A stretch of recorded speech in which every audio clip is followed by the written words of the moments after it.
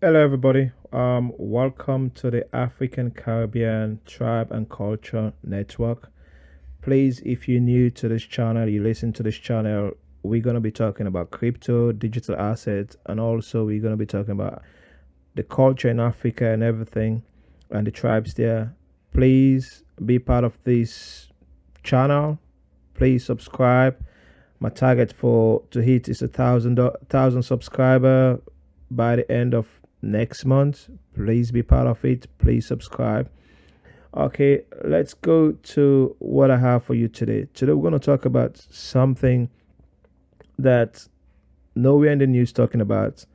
Africa, they're not letting Africa pay attention to this, and this is why I want to bring you guys to this conversation.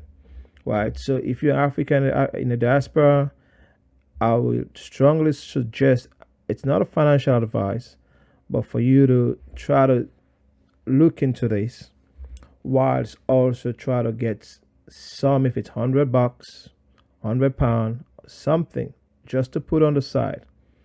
The US dollar, it's not a safe anymore in the world.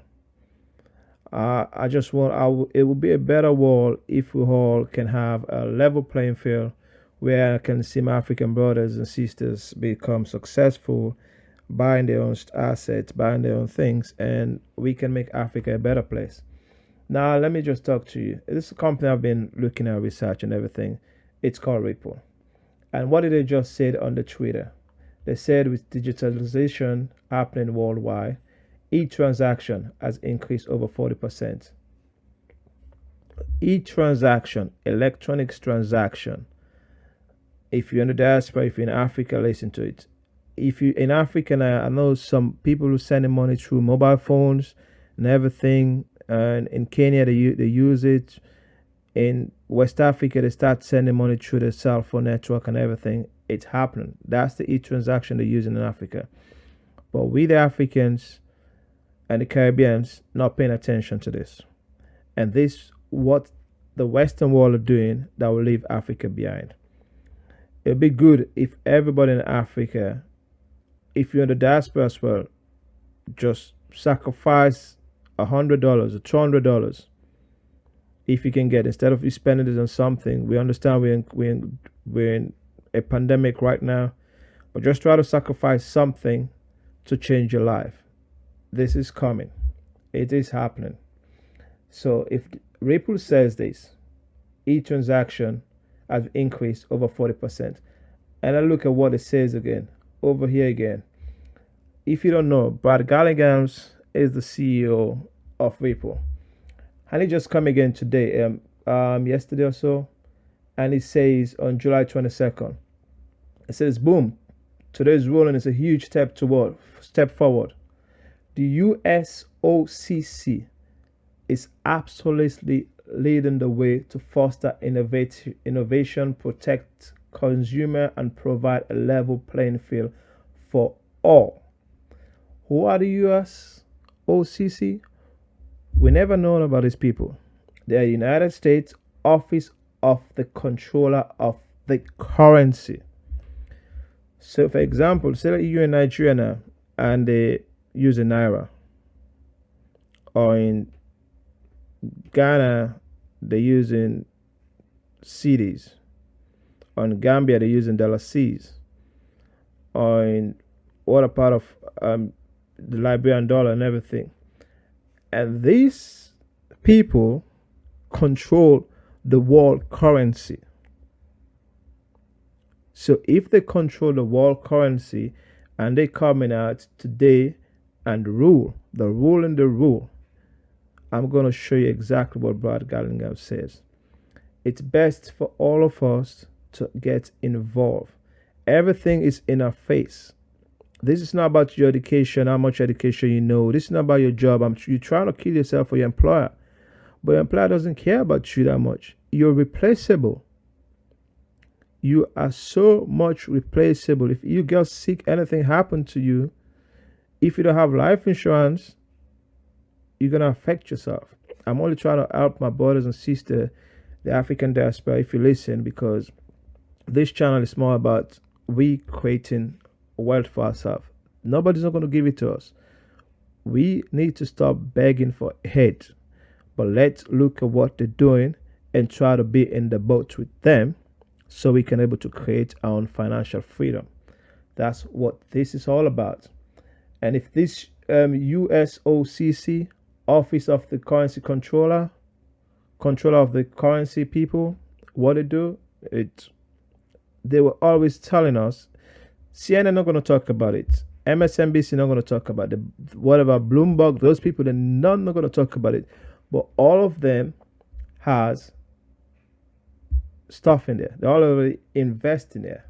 So let's listen to what Brad, let's just look here again on this next side. If you just Google it up and it says bank will custody crypto, and let's just see what comes up. Couple of things that comes up. National banks to hold crypto. Crypto, if you know, it's the same as digital assets, right? Bank entry into crypto custody. This bank, you know, like when your bank sells CDs to you, they say you're going to get 0.0% and it's not going to get you anywhere. It's the same thing they're going to tell you with crypto and digital asset. They're going to say, oh, we have this package now and you can put your money in there and you can buy this amount of stuff. Just Google it up. It says bank will custody crypto and see what comes up. US bank can now offer crypto custody service. Look at it, it's everywhere. And somebody says like, don't expect bank to jump into OCC crypto custody. They're fooling us. Things happen behind the scene. And below here it says bank in the US cannot offer crypto custody. It's everywhere. We already hear they say they're not going to do it. People who've been following the space and watch it. Oh, bank not going to use it. Bank don't need it. There's no African bank in this. There's no Caribbean bank in this. There's none of this.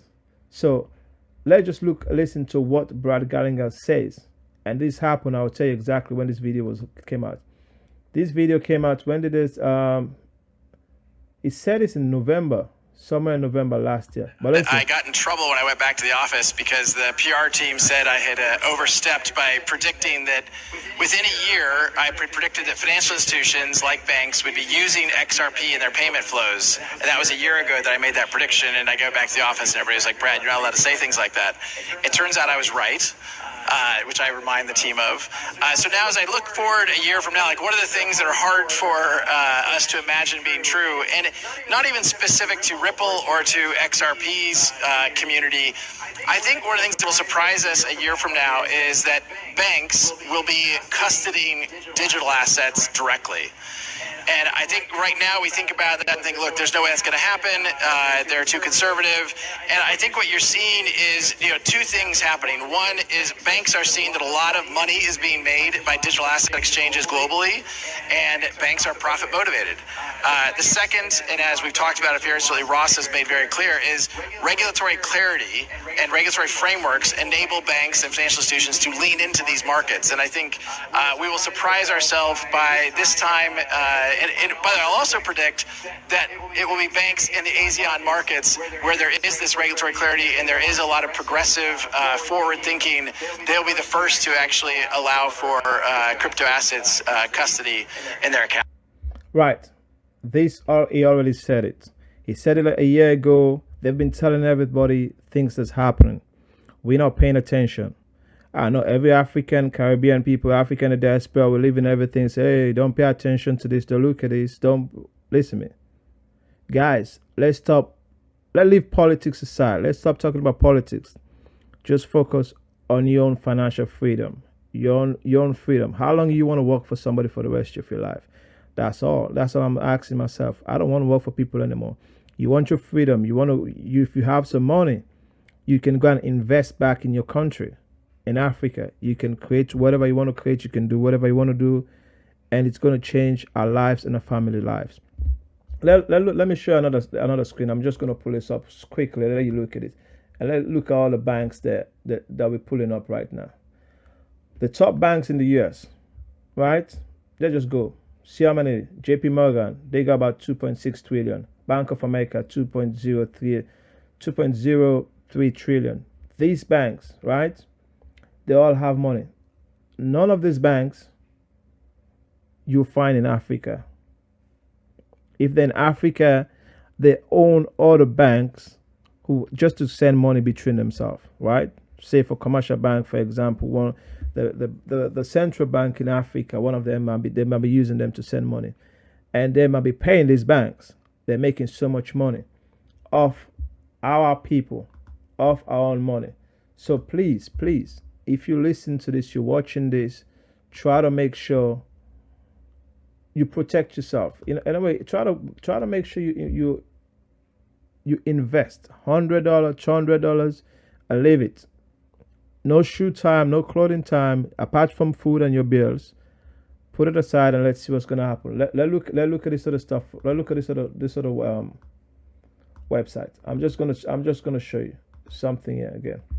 The top banks in the world, right? All these banks. When I say banks using them, look all these banks. We look at the first industrial and commercial bank in China, J.P. Morgan and Chase. In the United States, look at it, Japan Post Holding. In Japan, China, Construction Bank, Bank of America, Agricultural Bank of China. See, Credit Agricole, Wells Fargo, Bank of China. None of these banks are in Africa or the Caribbean. Once this big bank they start holding this stuff, you in the diaspora, in the African diaspora, will be going there and to invest. If you can invest now and have your money, you can be part of the boat. When they're trying to do something new, you say, okay, I have my money. Instead of going to ask to say, oh, I need a credit, and then you're going to pay 25% of that credit. Or they're going to say, no, we're not going to give this shit to you. We don't want you to have this and everything. Anyway, don't left behind. Try to join the boat. It's a short video. I just want to bring this awareness to everybody who watch this small channel, and try to subscribe so we can do more great things. We want to bring more information to you guys. There's a lot of things out there that we Africans and Caribbeans, African diaspora, not paying attention to. So please, guys, do your own research as well. But look at it. Everything is out there in the public. We only focus on maybe spending the time watching some TV shows. That's not going to change our lives. They're not going to make anything. And we got this job we don't like. We go to every day, and we spend money on things we don't even need. Just try to spend money once in a lifetime that will change your life and everything. This has been on the works for the last 10 years. And if the US dollar is on life support, everybody around the world not going to be using the US dollar anymore. Guys, please look at what happened. None of these top media, BBC, CNN, MSNBC, none are talking about it. It's when it's really happened and it's too late. Then that's the time everybody will know what's happening, what's going on. Thank you very much. Please subscribe and help grow this channel. My goal is to get to 1,000 subscribers, please. Let's get there so we can reach more people and tell them, and we can have we're on network where we can pass real information to our people. Thank you very much. Have a blessed day, you guys.